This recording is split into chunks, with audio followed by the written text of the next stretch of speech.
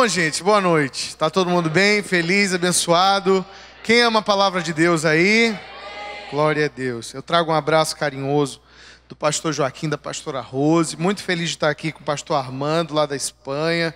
Ele convidou todo mundo para a gente visitar ele, ficar lá na casa dele, todo mundo. E ele é uma bênção, um prazer conhecê-lo. Muito feliz de estar de volta aqui. Todos vocês são família. Então, sem demora, sem muito volteio, vamos abrir a nossa Bíblia lá em Mateus capítulo 23. Palavra para liderança nessa noite de alinhamento, de posicionamento para 2019. Tem alguém animado aí com o ano que está entrando? Glória a Deus. Vai ser o melhor ano das nossas vidas. Vai ser um ano de muito crescimento.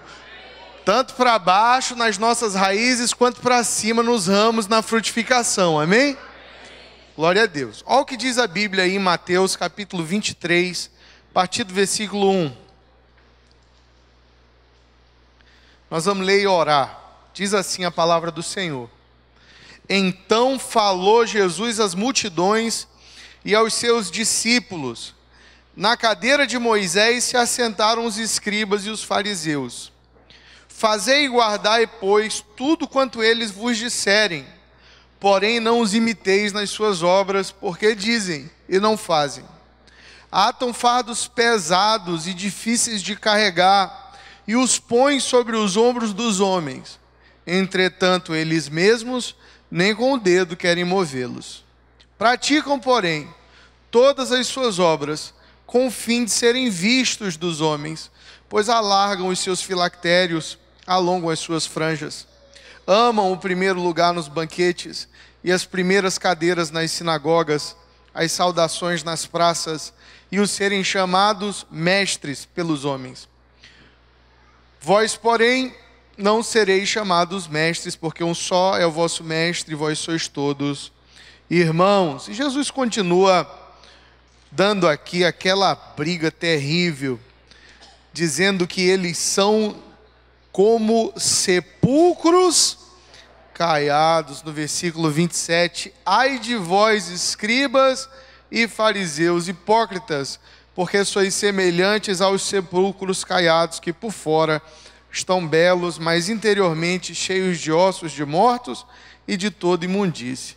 Pai amado, essa tua palavra, dá-nos graça nessa noite, entendimento, fala ao nosso coração de forma que nós possamos começar esse ano posicionados, Deus, para fazer a tua vontade, Deus, para experimentar qual seja a boa, perfeita e agradável vontade de Deus. Essa é a nossa oração em nome de Jesus. Quem crê comigo dá um amém bem forte. Amém. Glória a Deus. A palavra nessa noite é a palavra de base. E por ser de base, talvez para a liderança, ela é muito esquecida. A gente esquece que Jesus conversava com mulheres adúlteras, porque ele fez isso lá no poço de Jacó com a samaritana. Jesus comia na casa de ladrões do povo corruptos. Gente ruim mesmo, porque fez isso na casa de Zaqueu. Inclusive ele mesmo se convidou para comer com Zaqueu. Jesus, que andava com todo tipo de gente que não prestava na época, só tinha um tipo de gente que tirava a paciência dele. Só tinha um tipo de pessoas na sociedade em que Jesus estava que deixava Jesus, entre aspas, doente. Tirava ele do sério. Você sabe quem era? Eram os religiosos da época. Eram os hipócritas. O nome que Jesus usa para falar dos religiosos é hipócritas, que vem da palavra grega, que se refere às máscaras que os atores usavam para fazer as peças de teatro. Ao chamar alguém de hipócrita, Jesus estava dizendo, você é alguém que finge ser o que não é. Está atuando. Esse tipo de gente mexia com Jesus. Tanto é que Jesus, nessa palavra aqui, nessa passagem, diz, esse pessoal, eles gostam da honra. Ser chamado de mestre, líder, seja qual for o título, eles alargam os filactérios, as franjinhas da roupa, para serem vistos. Eles deixam crescer a franja da roupa, amam os primeiros lugares.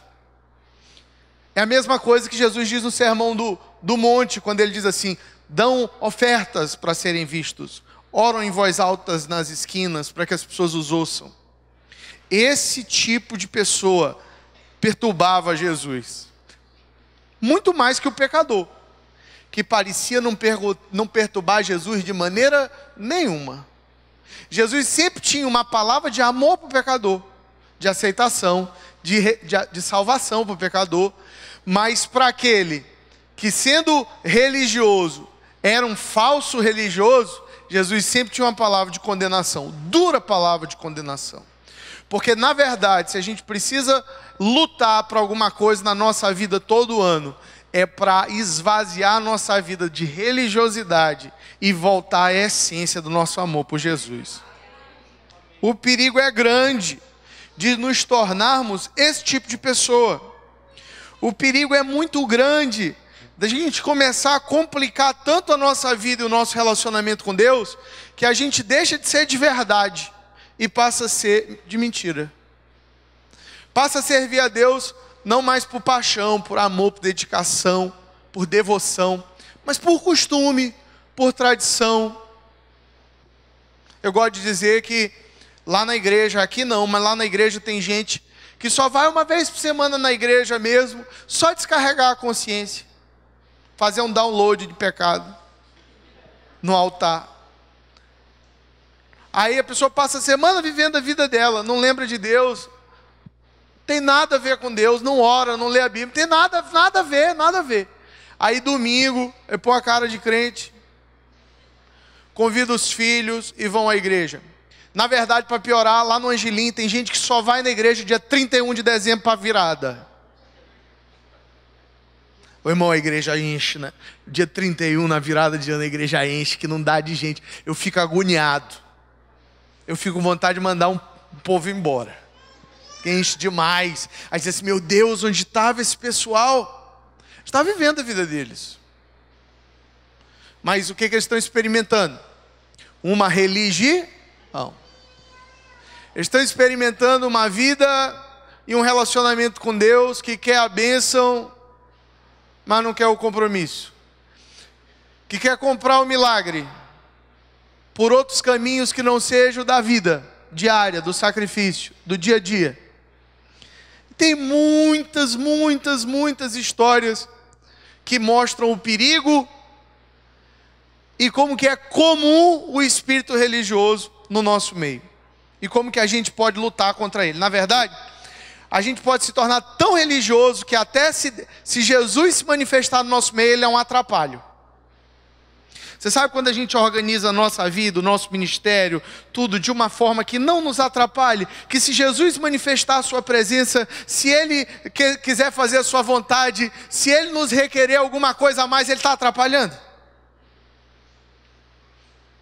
Acontece. Dostoiévski, escritor russo, muito famoso, ele conta uma história parecida, chamada O Grande Inquisidor. Você sabe que na Espanha, lá onde o pastor Armando vive, houve uma inquisição, uma perseguição da igreja católica aos hereges muito fortes, queimavam as pessoas nas praças. Isso lá em 1600, 1500, século XVI. O que acontece? Dostoiévski, para criticar o espírito religioso, inventa uma história. Ele diz assim: imagine que Jesus resolveu voltar à terra. A imaginação. E Jesus escolhe voltar à terra em Sevilha, cidade espanhola. Um dia depois que o grande inquisidor, o cardeal que estava cuidando do reino de Deus e queimando os hereges para cuidar da igreja, havia queimado 100 pessoas, 100 hereges. E Jesus aparece em Sevilha. E o povo sabe que é Jesus. Porque a história tem que ser assim, né? Todo mundo reconhece que é Jesus que chegou. E aí Jesus sai entrando na cidade e milagre acontece. Cego vê, surdo ouve, uma senhora vai passando com seu filho que acabou de morrer e o filho ressuscita. E o povo fica impressionado que Jesus está em Sevilha. Bem, o grande inquisidor não gosta e manda prendê-lo para investigar. chega lá com os guardas, prende Jesus, leva para a prisão. Na madrugada, sem ninguém ver, o cardeal vai visitá-lo. Jesus não diz uma palavra. Jesus está calado nessa história. E o grande inquisidor entra na prisão e diz: olha, eu não sei se tu é o Cristo ou não, não interessa. Porque se tu é o Cristo, o que tu veio fazer aqui? Nos atrapalhar? O Senhor não nos deu a chave? Não nos deu a autoridade? A gente está cuidando do que é teu. E de repente tu voltou para nos atrapalhar? Olha, não importa se tu és Jesus ou não, amanhã esse mesmo pessoal que te adora vai trazer lenha para a gente te queimar. Você entendeu a história? A gente está tão ocupado fazendo a obra de Deus, que se Ele vem, Ele atrapalha. Isso se chama espírito de religiosidade. Ele mata. E mata de uma forma cruel. Porque Ele nos mata e nos deixa com aparência de vivo. Aí não dá nem para o outro cuidar de nós.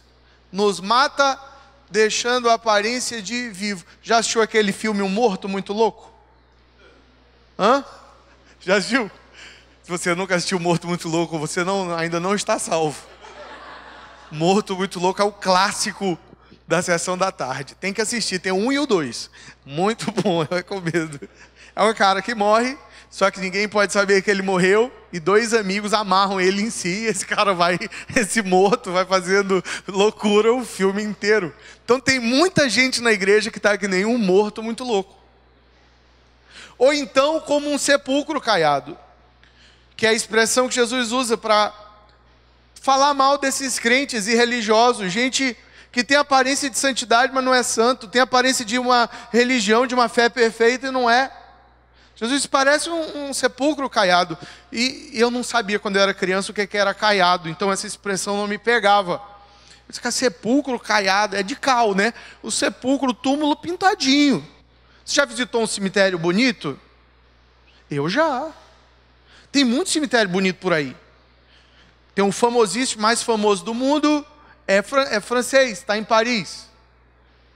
Père Lachaise, um negócio assim, eu não sei falar. O segundo mais famoso do mundo, cemitério da Recoleta, em Buenos Aires. Esse eu tive também. Lindo cemitério. Ô, cemitério bacana. Rapaz, o pessoal faz assim uns mausoléus de mármore, uns anjos bonitos, a zona bonita e tal. Cemitério é ponto turístico. Lindo. Eu lembro de uma grande briga que eu tive com meu irmão após a visita. Porque ao retornar ao hotel, eu queria me deitar na cama do hotel dele, ele não deixou, porque disse que eu estava cheio de pó de morto. Porque você visita o cemitério e é bonito pra caramba, mas ninguém mora lá. Lá é só beleza, lá não tem vida. Lá é só pompa, mas lá não tem fruto, não nasce nada. É um território abandonado. Ele é sagrado no pior sentido possível. Que a palavra sagrado quer dizer separado, mas separado para uso. Tem gente que acha que é separado para não dar nada.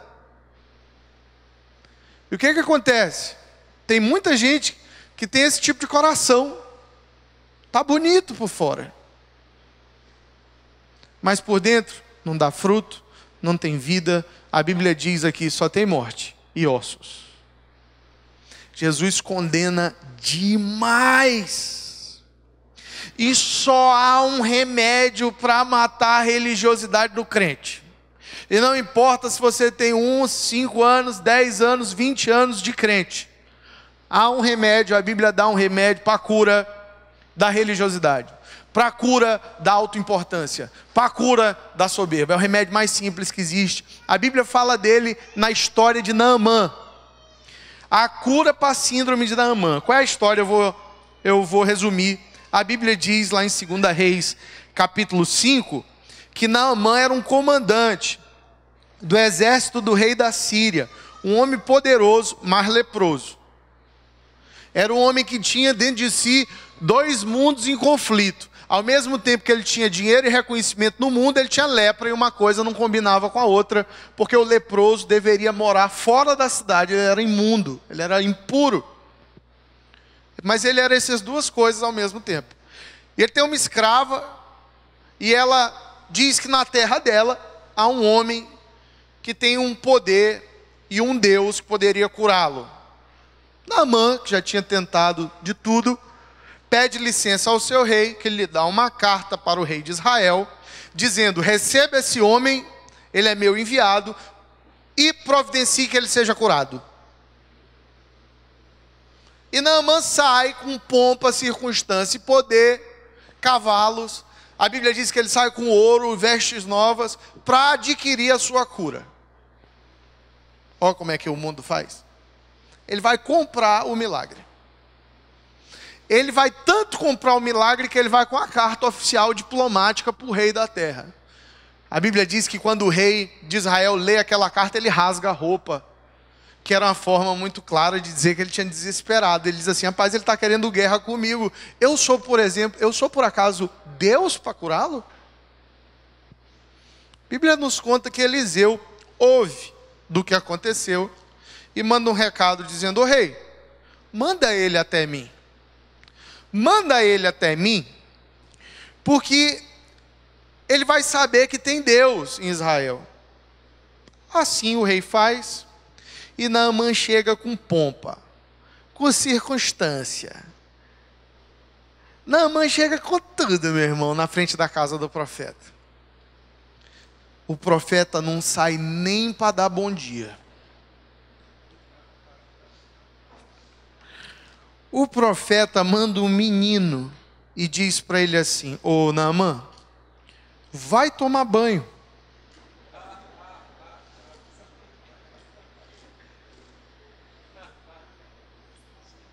Naamã, dá 7 mergulhos aí no Jordão, você vai ficar curado. E a Bíblia diz que ele fica indignado. Porque parte da pompa, da soberba, da religiosidade, da lógica da vida segundo o mundo, é de ser recebido, é de que o dinheiro tem algum valor, é de que a imagem é mais importante do que quem se é lá dentro. Deus tinha uma lição para ensinar a Naamã. A Bíblia diz que ele fica tão indignado que ele diz, está no texto bíblico, ele diz assim: eu achava que esse homem iria sair, vir até mim, invocar o seu Deus, fazer movimentos por sobre o meu corpo, então eu seria curado. E ele me manda tomar banho?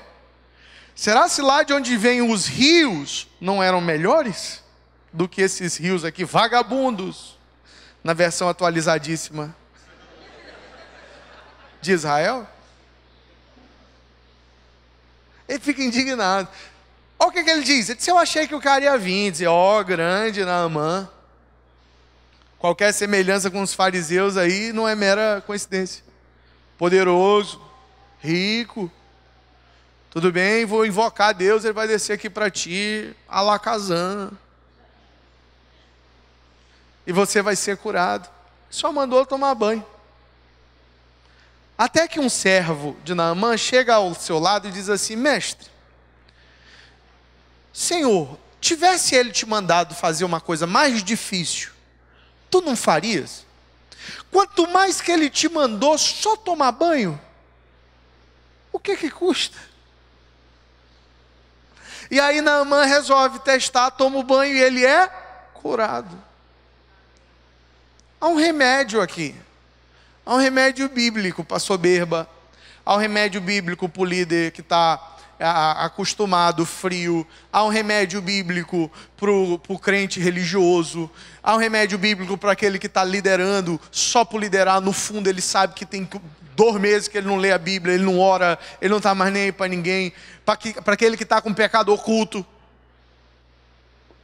O pecado oculto sempre acaba descoberto. Essa é a lição da história. Há um remédio aqui. E qual é o remédio? Vá tomar banho. A lógica que eu quero apresentar para vocês nessa noite é de que o único remédio para o espírito religioso, disponível para mim e para você, é santidade.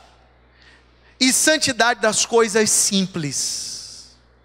Santidade do banho diário, do banho da palavra, do banho da presença de Deus. Porque o religioso, muitas vezes, ele está querendo muita coisa, ele está querendo ser líder, ele está querendo ser discipulador, ele quer ser pastor, porque ele gosta, ele quer ser importante, ele quer ser reconhecido, ele quer cargo na igreja, ele quer tanta coisa complicada, e para ter o complicado, ele esquece de fazer o simples. E é quando o foco vai para o complicado, ou seja, eu estou cuidando de outros antes de cuidar de mim mesmo. Eu estou vendo a trave, eu estou vendo o cisco no olho do meu irmão antes de ver a trave no meu. Eu estou querendo conquistar o mundo antes de conquistar a mim mesmo. É que o espírito religioso vem e nos ataca e se aposta de nós. Quem está entendendo diz misericórdia. É verdade, é bem aí que entra. Qual é a única maneira então de permanecermos puros e simples e vivos e de verdade? É tomando banho, é fazendo o que é simples, é não esquecendo que não importa o cargo, importa a nossa vida com Deus. É esquecendo que a célula é importante, mas é mais importante a minha célula aqui dentro, eu, Deus Pai e Filho e o Espírito Santo. As primeiras coisas, primeiro, eu tenho 2 filhas, uma de 8, uma de 4, Paola e Luísa. Todo dia de manhã é uma luta. Você imagina o quanto de vezes eu já tive que mandar elas escovar o dente, pentear o cabelo, tirar o pijama? Tomar banho? É muito ruim, irmãos. Vocês não querem não umas meninas para vocês criar aqui no Pará? Eu estou doando. Eu não aguento mais. É todo dia, agora de férias é pior. Elas querem ficar de pijama o dia inteiro. Paola tem um cabelo lindo, cacheado. Você pode ver no Instagram lá, me segue lá, Rodrigo Arraes, você vai ver o cabelo dela. Bonitão, bonito mesmo, eu não quero que ela se chateie. Depois, no futuro. É bonito, pintia, fica bonitão. Mas de manhã, ela acorda e vem e diz, pronto, chegou Maria Bethânia. Lembra da Maria Bethânia? Bonito, baiano. Hã? Todo dia eu tenho que dizer, vai tomar banho, Paola. Já tomou banho, Paola? Ô, Paola, pentear o cabelo, tirar esse pijama. Já escovou o dente, Paola? Todo dia, a manhã inteira. O que ela quer fazer? Ela quer tomar café da manhã, ela quer assistir o filme dela, ela quer ir para a rua brincar com as amigas, ela quer fazer tudo. Se deixar, ela vai para o shopping de pijama. Tendo esquecido de fazer o básico. Nós somos iguais. Se nós não desenvolvermos uma disciplina espiritual básica, não é questão de se, é questão de quando cairemos. Se ignorarmos as nossas disciplinas espirituais mais simples, não é se cairemos, é quando cairemos. E quando eu falo de cair, a gente pensa em pecados gigantes. Mas não estou falando de cair da graça de Deus, de cair do amor, de cair daquilo que Davi diz, Senhor, restitui a alegria da minha salvação. Pastor Heber falava disso no início. A gente cai. Por quê? É culpa de Deus? Não, da nossa indisciplina. A gente deixa de ter uma vida interior rica, passa a ter uma vida exterior ocupada e morre. Em vez de cultivarmos a vida do espírito interior rica, a gente cultiva uma vida exterior de atividades na igreja e morre e cansa. Irmãos, vai tomar banho. Vira para a pessoa do seu lado e diz assim, toma vergonha. Vai tomar banho. Vai te lavar. Eu chamei toda a minha liderança no começo desse ano, finalzinho do último ano, na verdade. O ano já virou. Chamei eles, gente, começo de ano, melhor época para tomar banho. É melhor época para a gente tirar um tempo de jejum e oração. Quantos concordam comigo? tirar uma refeição. É a melhor época do ano para a gente ouvir e perguntar: Deus, o que o Senhor está fazendo na terra? Deus, como é que eu posso cooperar com aquilo que o Senhor está fazendo? Deus, fala meu coração, me traz a paz, a alegria, a esperança, a força, a fé, para que eu possa fazer aquilo que o Senhor tem para mim nesse ano. É a melhor época para a gente tirar um tempo de meditação, para a gente escolher um livro da Bíblia para ler, estudar e grifar. Compra 2 Bíblias, compra uma para trazer para a igreja e compra uma para destruir. Riscar, deixar cair café em cima de madrugada, uma Bíblia para detonar. Eu vou ler o Novo Testamento, eu vou ler os Evangelhos, eu vou estudar. Melhor época do ano para tomar banho é essa. É buscar a santidade das coisas simples. O que a gente precisa entender? É que salvação é graça operada por Deus. Posso ouvir um amém? Amém. Não nos cabe participar da salvação. A salvação é operada por Deus, pela graça. A Bíblia diz que não é por obras para que ninguém se glorie. Perfeito. Mas a obra de santificação, ela é operada pelo Espírito Santo de Deus com a cooperação do homem. Ela não acontece sozinha. É por isso que a Bíblia usa uma expressão: desenvolvei a vossa salvação. A gente foi salvo, mas a gente desenvolve a nossa salvação num processo diário de santificação. É uma decisão radical. É por isso que em 2 capítulos 12 da Bíblia, Romanos 12 e Hebreus 12, o apóstolo Paulo em Romanos 12 e o escritor de Hebreus nos dão 2 chaves para a santidade. Olha o que diz aqui, ó. Romanos 12 você conhece, líder. Só não pratica, mas conhece. Diz assim, ó. Romanos 12, 1. Rogo-vos, pois, irmãos, pelas misericórdias de Deus, que apresenteis o vosso corpo por sacrifício vivo, santo e agradável a Deus, que é o vosso culto racional. E não vos conformeis com esse século, mas transformai-vos pela renovação da vossa mente, para que experimenteis qual seja a boa, agradável e perfeita vontade de Deus. Posso ouvir um aleluia? Aleluia. Glória a Deus. Apresentei vossos corpos como sacrifício racionalmente. Bate na cabeça e diz assim: inteligência espiritual. Racionalmente, eu vou apresentar o meu corpo. Eu sei que eu não presto. Eu sei que a minha natureza carnal é pecaminosa.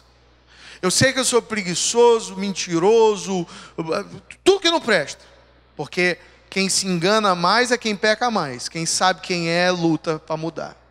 Eu sei que eu preciso de Deus. Então, de forma racional, eu vou me entregar a Ele. Eu vou me apresentar a Ele diariamente. Eu vou tomar banho, eu vou viver uma vida em santidade. É uma decisão. É acordar um dia de manhã e dizer assim: hoje eu não vou pecar. Ah, pastor, mas todo mundo peca. Pastor, mas a gente peca todo dia. Sim, mas isso é usado como desculpa por alguns já para ter uma cota no dia.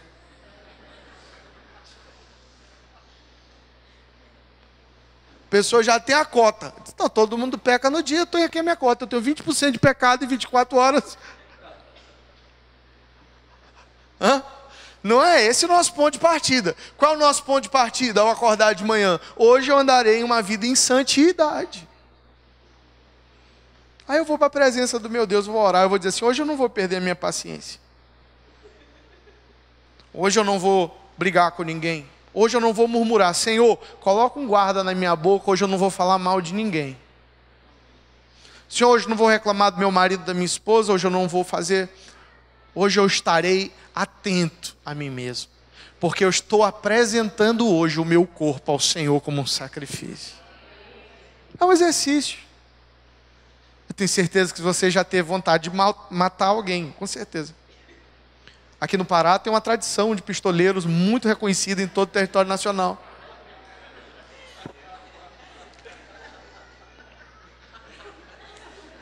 Tem muita gente na família das pessoas aí, tem um sanguezinho aí. Então, o que que acontece? É uma tradição reconhecida desse território. Eu já tive vontade de matar alguém. No trânsito, alguém corta o carro, eu consigo me imaginar.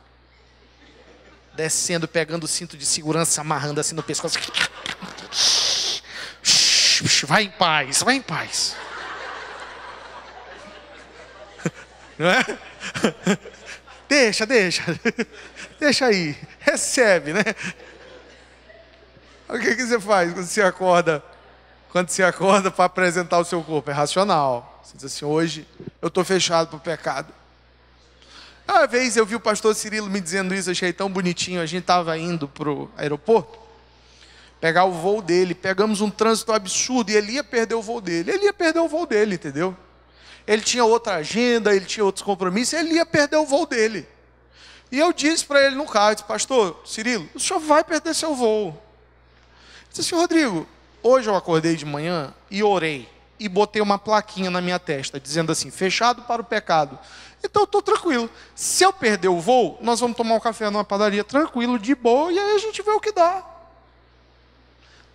É mesmo. Por quê? Porque hoje eu estou fechado para murmuração, para raiva.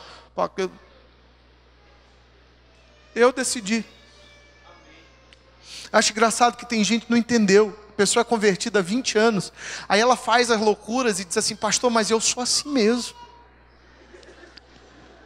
Lá em casa todo mundo é assim. Lá em casa, boi não lambe. Se lamber, corta a língua. Eu sou assim mesmo. Meu avô era assim, meu pai era assim. Todo mundo é assim lá em casa. A gente é de uma família de matadores que remonta ao Brasil, colônia. Aí a gente tem que lembrar a pessoa assim, olha, Deus não chamou você para ser você. Deus chamou você para alcançar a estatura do homem perfeito, que é Cristo Jesus. Ele chamou você para ser outra coisa. Não importa quem é você, importa quem você está se tornando. É transformação. E transformação só opera a partir de santidade. E sabe por que tem muito crente de 20, 15 anos na igreja, que é a mesma pessoa desde o dia que entrou pela porta? É porque ele adotou uma religião. Ele deixou de frequentar a catedral e passou a frequentar uma igreja evangélica, porque gosta do contexto, do clima, tem um amigo, é bacana. Porque o desafio do cristianismo não é mudar a igreja, não é mudar a liturgia, é mudar o coração. Essa é uma palavra para líderes nessa noite, por isso que ela está um pouquinho mais pesada. Líder que não é transformado, ele tem algum grande problema na vida dele. Ele não está tomando banho diariamente.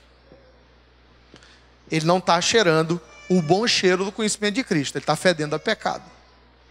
Irmãos, a outra passagem, que é o outro capítulo 12, é lá em Hebreus.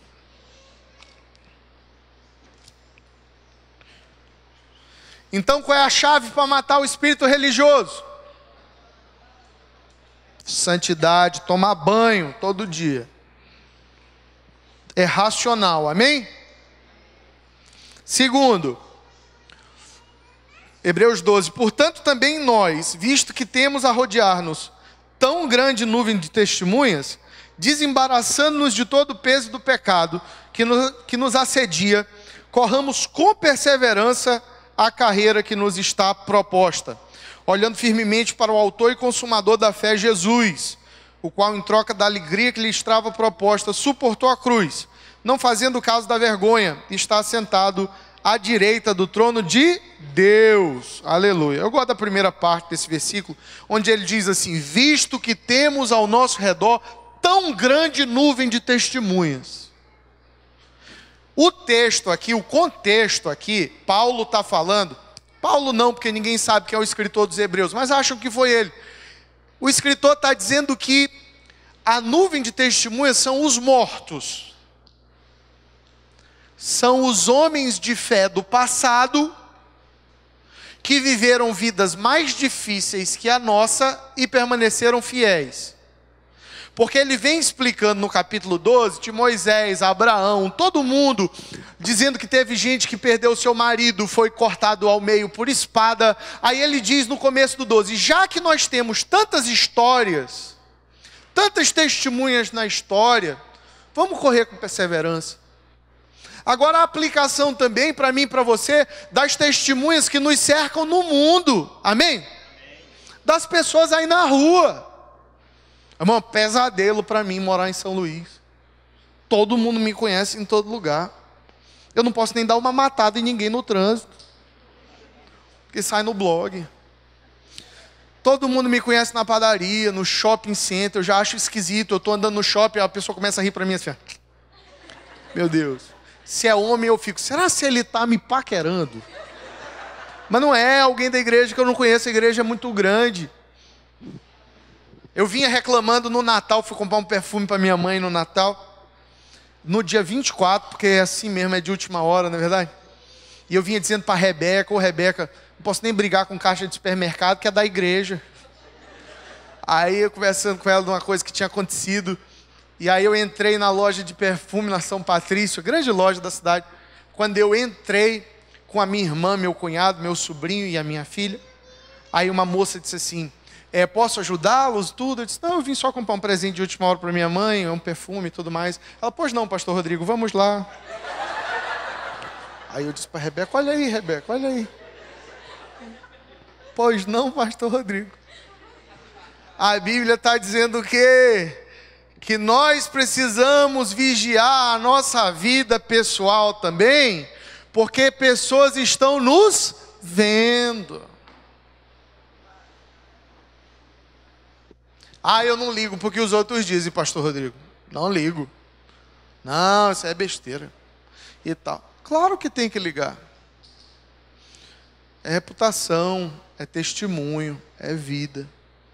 Você não precisa ligar se estiverem mentindo de você. É mentira, não liga. Mas você precisa ouvir de vez em quando o que estão falando a seu respeito. Porque você pode até enganar alguns por algum tempo. Mas você não consegue enganar todos o tempo todo. Não consegue. Cedo ou tarde, o que está escondido vem à tona. Aí você fica envergonhada, envergonhado. E o que tem acontecido hoje nos nossos dias, líderes de célula? Muita gente tem envergonhado o nome de Jesus. Quantos concordam comigo? Diz misericórdia. Por quê? Pelo simples fato de que não andam em santidade. Não tomam banho. Aí quem paga o preço? É a igreja. Porque o homem lá fora, ele não sabe o que é a igreja da adoração, ele não sabe o que é church. Ele não sabe o que é universal do reino de Deus, ele não sabe o que é líder de célula. Para ele, você é um homem de Deus que está abrindo a sua casa para falar de Jesus. Como é que Jesus abre Mateus 23? Ele diz assim, ouçam o que os fariseus dizem, façam o que eles falam, mas não façam o que eles fazem.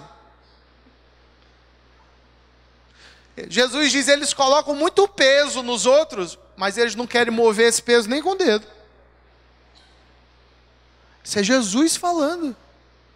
Você acha que você engana as pessoas? Engana não. As pessoas até nos perdoam quando elas veem em nós uma intenção correta. A vontade de acertar e transformar, não é? As perdoam. Mas a gente não consegue enganar quando a gente está vivendo uma vida com Deus que já se apagou.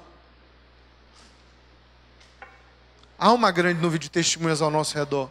E se nós vamos glorificar o nome do Senhor Jesus, nós vamos glorificar através da nossa vida, do nosso testemunho e da santidade que nós cultivamos diariamente no nosso local de trabalho, na nossa faculdade, na igreja, na célula, todo lugar. Onde a gente vai? Ele diz, então é por isso que a gente tem que se livrar do pecado e do embaraço, para correr. 2019 eu quero profetizar que você vai correr. Acabou o tempo de andar, acabou a passada pequena, é tempo de corrida com Deus. Você vai correr com Deus. Você vai aprender nesse ano de 2019 o que você não aprendeu ainda nos últimos anos inteiros.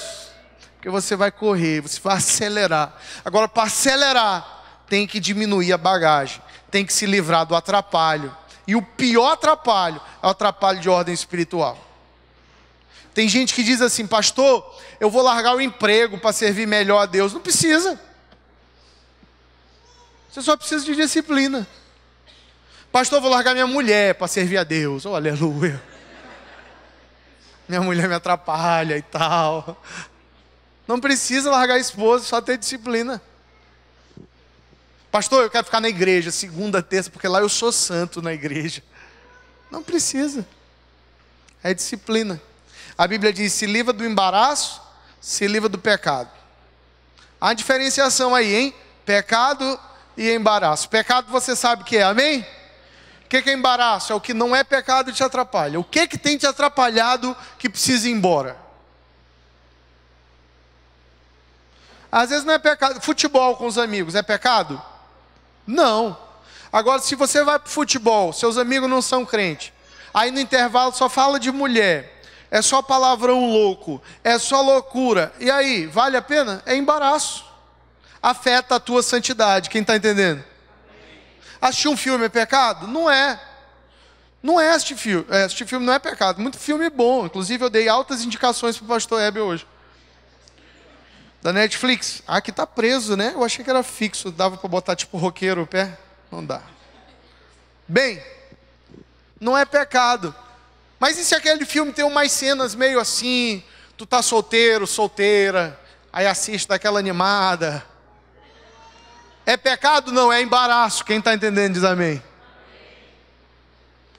A Bíblia está dizendo assim: joga tudo fora para poder correr. Deixa tudo para trás para poder correr. Para poder experimentar a vontade de Deus. Para poder chegar no centro da boa, perfeita e agradável vontade dEle. Abandona tudo. Vale a pena. Que nesse começo de ano, você possa racionalmente tomar uma decisão de viver uma vida mais santa. Não é exterior, entende? Tem gente que adota um palavreado, uma roupa, não tem nada a ver. É essência interna. É uma decisão racional de estar com Deus, porque é no relacionamento com Ele que nós somos santificados. Que você possa tomar a decisão racional de se livrar do que te atrapalha. E dizer: esse ano eu vou colocar o foco onde o foco deve estar. Esse ano eu vou ser a pessoa que Deus me criou para ser. Esse ano eu estarei fechado para o pecado. Eu vou botar a plaquinha na testa dizendo: não há vagas. Não há vagas. Porque meu coração já está completamente preenchido pelo Espírito Santo de Deus. Esse ano eu vou ser a minha melhor versão. Hã? Eu não quero ser um cemitério bonito. É melhor ser um berçário barulhento do que um cemitério bonito. É melhor o barulho e a confusão do berçário do que o silêncio e a pompa do cemitério bonito. Eu não sei como está teu coração nessa noite. Eu não sei como foi 2018. Para alguns 2018 foi um campo frutífero. Para outros 2018 foi um campo de batalha. Para alguns 2018 foi um ano de colheita. Para outros só de semente. Num solo duro. Parar foi duro.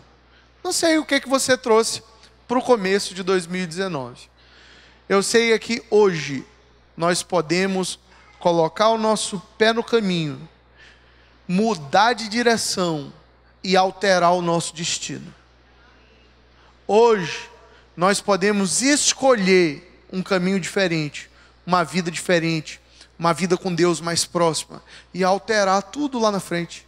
Hoje nós podemos lançar a semente de uma colheita poderosa daqui a algum tempo. Quem está entendendo diz amém. Vocês ficaram pensativos pra caramba, né? Vocês ficaram deprê depois dessa palavra? Não? Eu sei que tudo pode mudar. Eu sei que às vezes desanima a gente, porque é que nem ginástica, academia. Quem já fez academia, levanta a mão aí. Academia é terrível. Porque você faz 4 meses, 5 meses de academia, você come certo, emagrece, tá bacana. Eu estava fazendo crossfit. Eu estava fazendo burpee, overhead squat, aquelas coisas, tudo estava lindo. Dezembro chegou. Com dezembro a minha ruína. Tenho certeza, eu não quero nem voltar. Meus amigos dizem: volta, vamos hoje. Eu disse: eu estou com medo. Porque quando a gente ficou parado um tempo, a gente fica com medo da dor que vai ser voltar, né? Quando a gente está no meio, nem dói, a gente vai acostumando. Mas a pior coisa é parar e ter que voltar. Sabe por quê? Porque você perdeu o que você tinha. Você tem que começar de novo. Vida espiritual é mais ou menos a mesma coisa. Eu estou dizendo para vocês aqui em outras palavras, vamos para o crossfit espiritual de novo. Vamos jejuar. Jejuar, pastor, tem... O último jejum que eu fiz foi em 1937. E foi de televisão, nem tinha televisão na época. E o pessoal fica inventando jejum agora de que não é de comida. Vamos jejuar no começo do ano. Vamos tirar um tempo de oração para Deus.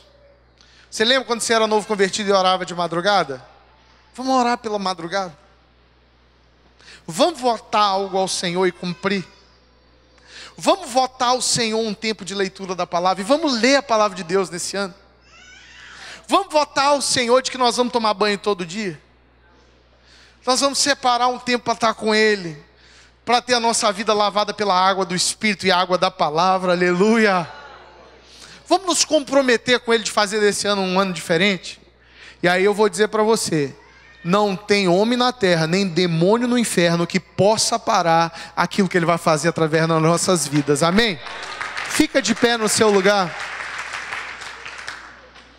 Fica de pé no seu lugar. Feche os seus olhos. Curva a sua fronte.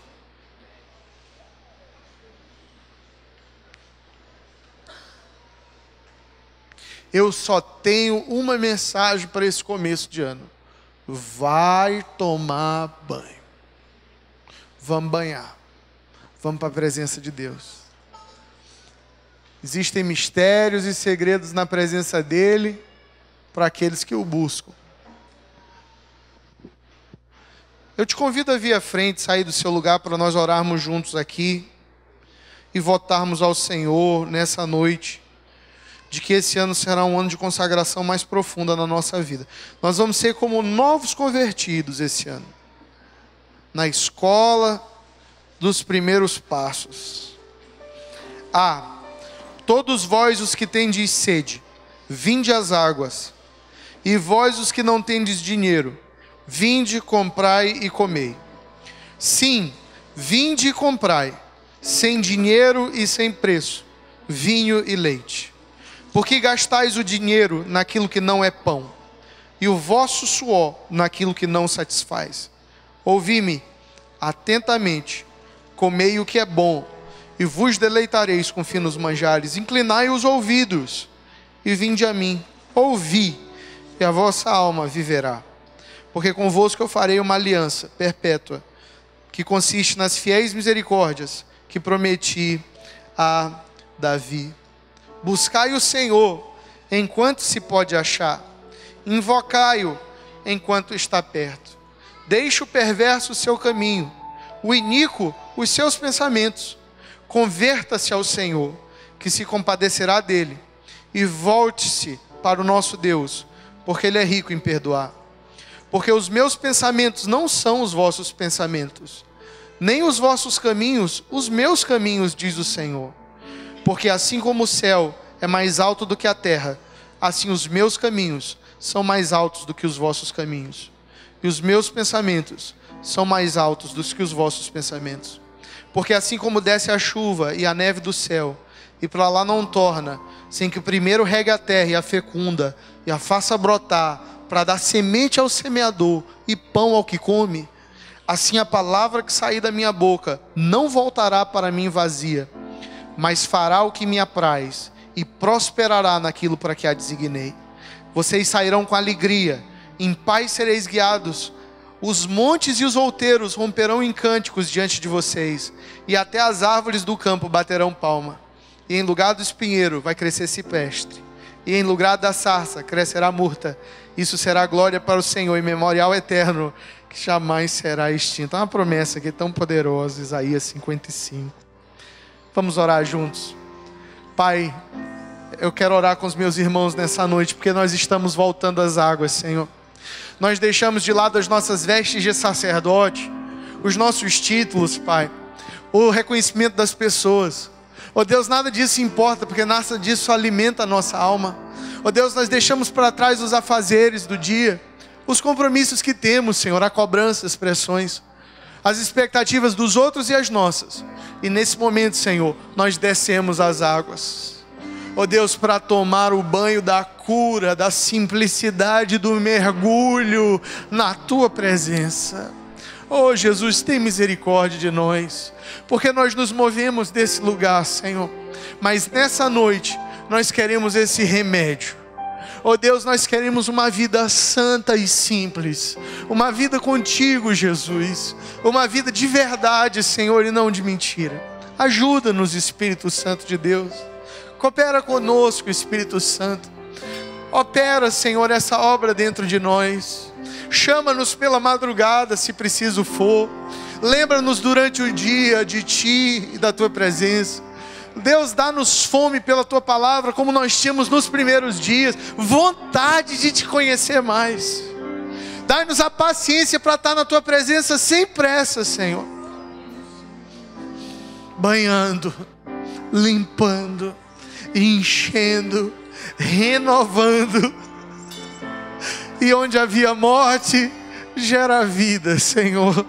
Onde havia morte, gera vida mais uma vez. Eu oro pelo coração dos meus irmãos e irmãs. Gera vida onde só havia morte, Senhor. Quebra todo espírito de religiosidade nessa noite, Senhor, e desperta um poderoso avivamento no nosso meio, nesse ano que se inicia, em nome de Jesus. Eu quero te dar 1 minuto para você fazer o seu voto pessoal. Eu não sei o que é, não sei qual é, mas é um compromisso que eu quero te levar a fazer com Deus. E ele é um compromisso de vida em santidade.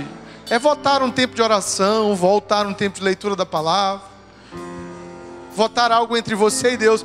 Por outro lado, não faça voto de tolo. Se você não vai cumpri-lo, não faça.